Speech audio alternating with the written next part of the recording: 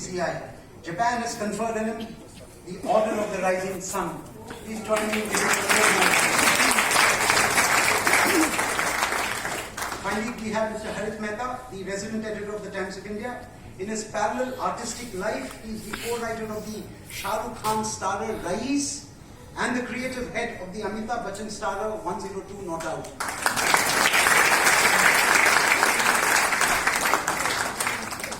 Now may I request Mr. Santosh Kumar to please welcome Mr. Varun Mehta, the Executive Director in charge of Distribution Torrent.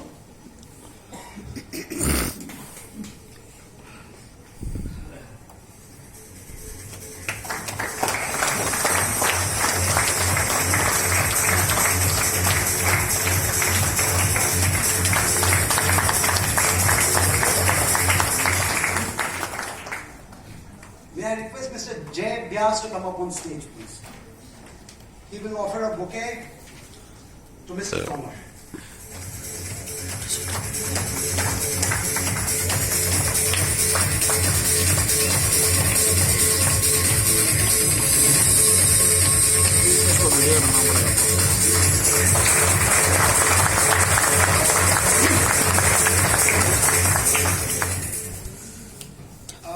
Can now Ms. Gunjan Iyer step up on stage, please, to welcome Ms. Love Kumar.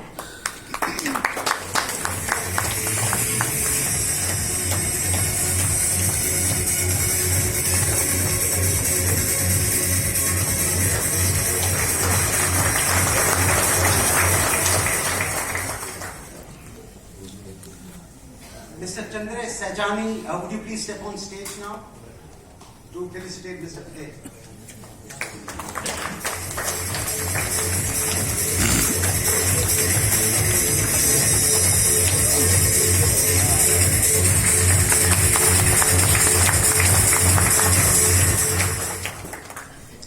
And finally, may I request Mr. Sanjeev Sharma to come up on stage, please, to welcome Mr. Harit Mehta.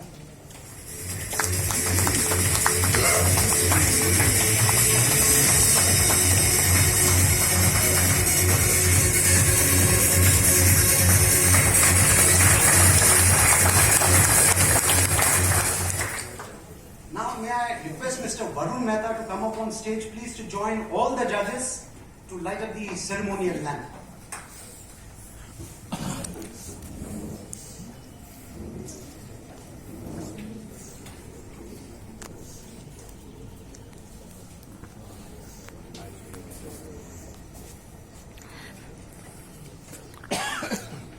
So this signifies the blaze of oratory that promises to be delivered this evening.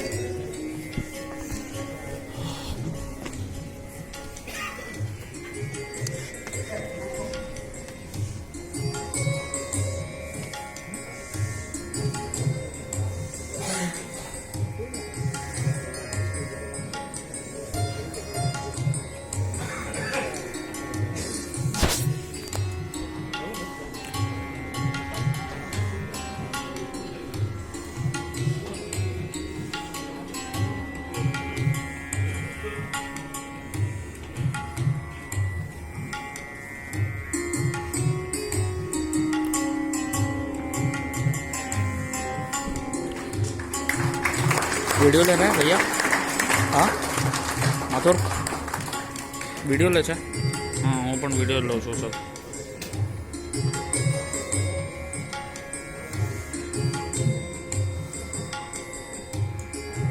Now we are ready to welcome the first speaker. Ladies and gentlemen, it can be a nerve-wracking moment for them. Just 3 minutes to prepare for a 3-minute presentation. So I urge you all to give them encouragement with a huge round of applause to welcome the first speaker.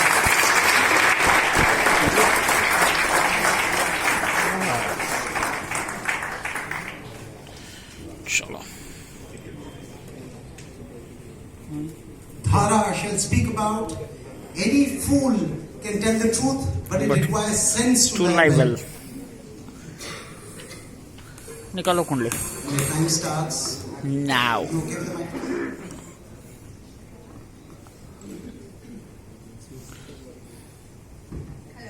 You good? Yeah, I'm good. All right. Go ahead. So there's a favorite dialogue of mine from the favorite one lie. Any lie spoken with confidence can be termed as the truth. Good evening, ladies and gentlemen. We all know that for hiding one lie, we have to say 100 different lies. For hiding one mistake, we have to do another mistake to hide that particular thing. But it is necessary. Why? Because we are frightened. Anybody who is that frightened can say the truth. But it requires sense to actually speak the lie correctly. Right? It's very easy to say the truth. Even if I'm panicked right now, I can just say to the audience that, oh my god, I don't know anything, I'm panicking. It's very easy. But getting that panic in my heart and speaking confidently in front of you is a thing of sense, isn't it? Now we should decide one thing, I feel. What we should lie. Should we lie the poverty line behind the wall of Ahmedabad that we are not trying to show to the another president of the another country? Should we lie about the happiness index of our country and it's making people realize that, oh, people of our country are so happy, people of our country are growing, but the happiness index is saying something else? Should we lie about the economic condition of our country? Oh, we are progressing. Oh, we are going to be a developed country. Our nation is progressing, but the economic situation says something else.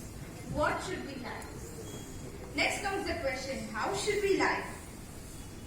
Panic is the thing that brings the lie on the stage, like on the spot, okay? But if you think it strategically, you can manipulate this thing and say it in a very beautiful way that no one catches your lie. We all live in a Google area, don't we? Google teaches us anything. Google gives us information about any idea, but it shows us the truth. Google never shows us how to lie. Google never shows us how to manipulate these things, don't it? Yeah? So yes, I do believe it's very difficult for a person to lie strategically or to hide something from different people. It's very easy to speak the truth. It's very easy to put ourselves down. It's very easy to surrender. But bringing everyone together, speaking upon the country thing, bringing everyone together, bringing it all up, and then to lying about the poverty thing, about another stuff, and showing from some different great things, is a good way of lying, my friends. And as a person with a really good sense can do that. So I conclude that any fool can speak the truth. It's very easy, but it requires sense and strategy to lie in front of everyone and on stage. And yes, I lied that I did not that I was lying. Thank you. Thank you so much. So, is it true that you got only 3 minutes to prepare for your presentation? It's very less, but it's very strategic. I think, no, given the time, I think she was really impressive, the first speaker. Because I am told Mr. Trump took more than 3 minutes to try and pronounce Sachin Tendulkar and failed. He did exercise of his face to try and pronounce Sachin Tendulkar and Swami Vivekananda and everything. Fortunately, I did kind of better than him. So is there some extra mark judges for wonderful mimicry? So, but at least I think she deserves applause for that. And there's your score. 58 points. Thank you so much. Now we are ready to welcome, oh dear, I can't see from here, Arjun, who shall speak about Jai Kisan, but many love imported exotic vegetables. And your time starts now. Good evening, ladies and gentlemen. I would like to take this opportunity to share my views on the topic. Jai Kisan, but many love imported exotic vegetables. Any country can grow if the poorest of the poor, that is the farmer, is respected and made to be a part of the progress. But what is the scenario in India? Right now, we have given FDI to everyone. Like the Walmart can come India, but when they come, they bring huge stores with them. And that contains imported vegetables. What happens? The taste is changing. Or farmers haven't यहाँ से changed. अच्छा दिखेगा कि यहाँ से अच्छा दिखेगा? यहाँ से अच्छा दिखेगा वीडियो? यहाँ से अच्छा? हाँ, यहाँ से ना?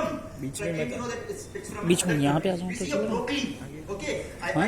आगे चले जाओ, ज़्यादा जूम नहीं करने को। जूम नहीं, इतने यहीं पे हूँ, यहीं से देख रहा हूँ। The trend is changing, but our farmers are not. The taste is changing. People are moving to exotic vegetables. There is a demand for it, and the whole world knows. As India has opens its door to the rest of the world, they are flocking to India. But our farmers, They are dying. They have no clue about it, what Indian people want. If we teach them, definitely they can do as well. But what we are doing, we are welcoming the whole, please come to India, please sell your exotic vegetables. Our people want it, but our farmers are unable to do it. Why? What is the current state of farmer in our country? Every year, lakhs and lakhs of farmers commit suicide. We are a country still dependent on the rain. Whenever a movie starts, which is about Indian farmers, you see a farmer, a poor farmer sitting on the field and looking towards the sky, waiting for the rain. 60, 70 years of after independence, if your farmer has to look at the sky for the rain, then you have to think about your priorities. What you are doing to your farmers. They are dying. We are building statues. They are dying. We are making high-speed trains. If you can't respect your farmers, how you will feed your people? How our taste has evolved over that time. Now we are moving to exotic things, but our farmer, they get any machine, tools or training to fulfill our daily needs. On the same point of time, instead of improving the condition, we are going in a backtrack. All our farmers are committing suicide, and the international brands are coming to India. If you want to see our country anywhere, if you want to see a healthy country, how a country becomes healthy? By having good things, good vegetables, good fruits. But most of the time, it's coming from outside. In India, at least, this is the case right now. What happens when something comes from outside? Our currency is going to some other country. So how does it help us? No, it doesn't help us. It helps dollar, it helps euros, it helps the country from which those vegetables come. But it doesn't help India in any way. If we could teach our farmers, if we could give them the basic tools, training, definitely they can also produce the vegetables and everything of international level, and we would be exporting. What happens when we export? We get foreign currency. Our economy becomes stronger. Our farmers don't suicide. At this stage, if we don't recall, if we don't introspect what's going around us, definitely we are going to regret later, because one day we will be eating everything from foreign countries. Thank you. Thank you so much. Though the clock is stopped, you can complete your point. Go ahead. I belong to a farming family. My ancestors were farmers. We have certain land in our village, but still we are badly dependent on rain. I belong to Rajasthan basically. I'm a Jaipur. So still we have to depend on rain. If there is no rain, we are doomed basically. So we have stopped farming. So this is a case of our family. I can give you a live example. Soon this is going to happen with the rest of others, and you will be paying. Today getting tomatoes 10 rupees kg, it would be a day when it would be 100 rupees a kg. Why? Because we will be importing and we would be paying, because there would be no farmers in our country left. Lovely, and your hot potatoes, aren't you? 62.33, very well done. You seem to be dressed for Rashtrapati Bhavan. You can head right there for high tea.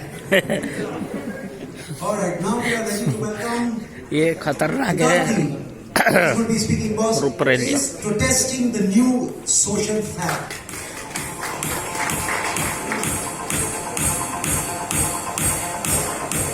And your time starts now. No. First, they came for Kashmiris. Then, they came for Muslims. And I did not speak out because I was neither a Kashmiri nor a Muslim. Then they came for the Dalits, and I did not speak out because I was not a Dalit. But then they came for me, and there was no one left to speak for me.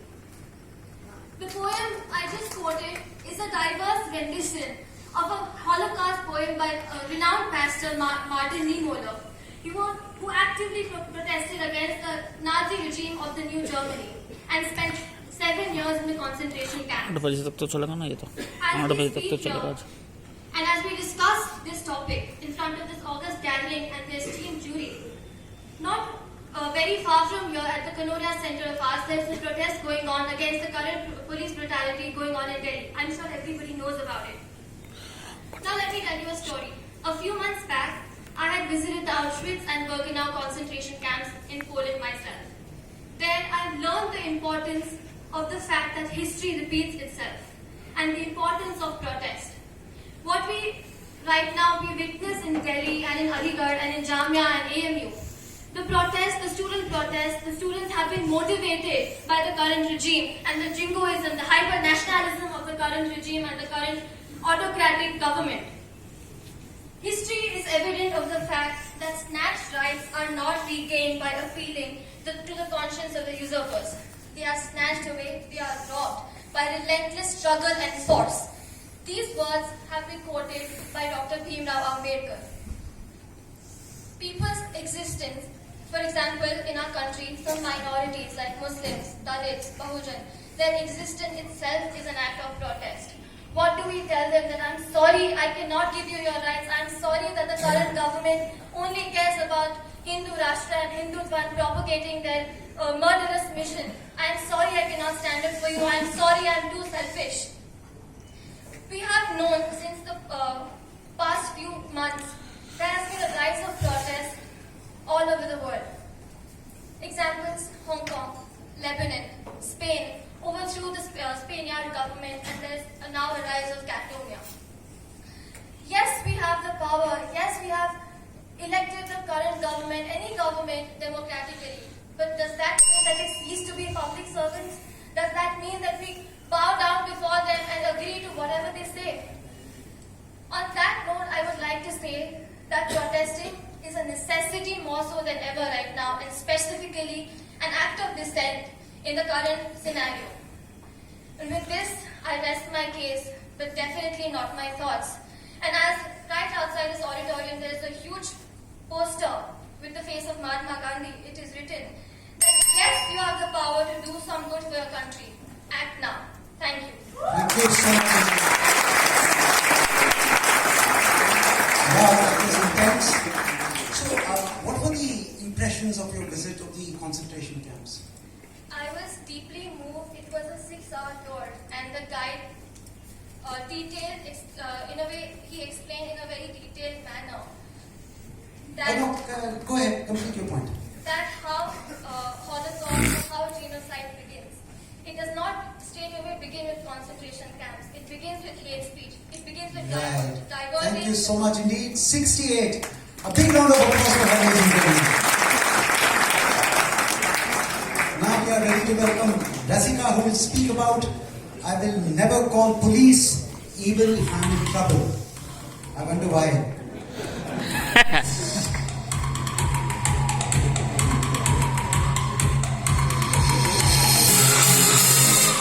And your time starts now. I, as the millennial of the society, often dreamt of a future where our system, the Indian system, is a little less corrupt and a little more reliable. A very good evening to this August gathering. I am Rashika Mehta, and today I shall speak about I will never call the police when I am in trouble. Many of you sitting here might have asked the question to yourself, why not? Let me tell you why not. Corruption, bigotry. Our legislature is falling. People who are supposed to protect us have covered themselves in layers of fame. Money is being transferred under the table. I'll tell you about an incident. Recently, a friend of mine committed a suicide. The reason being, a stupid girl who did not pick up his phone call when he was in distress. The police was informed. What did the police do? The girl's family bribed them, and the boy's family was left in distress. The boy never got justice. The girl gave the statement to the police that she did not even know the boy. Can we trust the police when they have the evidence and they wouldn't take the pain of understanding the victim's plight? Why would I call a public servant when they are not even ready to serve the public? The police lines are always engaged. You know why? Because the phones have been picked up and kept aside. They are not attending any calls. They are not attending to any crimes. They are just sitting there filling their pockets with money, which politicians and people who just want to wipe away their crimes want to give to them. India is a huge country, bustling with a lot of young talent, but also with newer crimes every day. We all remember about the girl's body who was charred after being raped. She was told that she should have called the police. What would have the police done? Where did it happen? Near the Toll Plaza. Isn't the police supposed to be looking into the surveillance cameras? This is why I tell you that I will never call the police when I am in trouble. I'd rather call someone who is near to me, dearer to me, who would take care of me better than the so-called public servants of our society. Thank you and Jai. Thank you so much, indeed. May I just ask you a question? Well, actually, it's an observation. I monumentally disagree with you when you say that money is transferred under the table these days. Corruption, you meant. It's usually done online. Maybe the police isn't that advanced. It's New India. No, investors. 64.33. Very well done. Thank you so much. Now we are ready to welcome Aditi, who shall speak about what do you do when people don't listen to you. Oh, that's a long walk.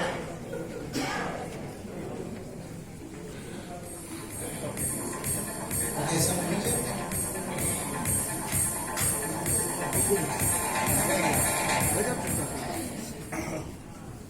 Your time starts now. As Aristotle once rightly said, voice is a greater recommendation than any letter of introduction. Good evening, ladies and gentlemen, respected dignitaries, and all my cherished companions. First of all, I would like to take a moment to cherish every minute of the speech that I was delivering. You generally feel that people listen to it, but Right, okay. Your time starts now. A statue of a white lady holding a weighing scale balanced in her hand and blindfolded. That is the symbol of the Indian code. Because she is unbiased, because of her blindfold, and because she shows uniformity, because of the white color that she has in every state, every district, and in the capital. That is because she is unbiased. She delivers justice.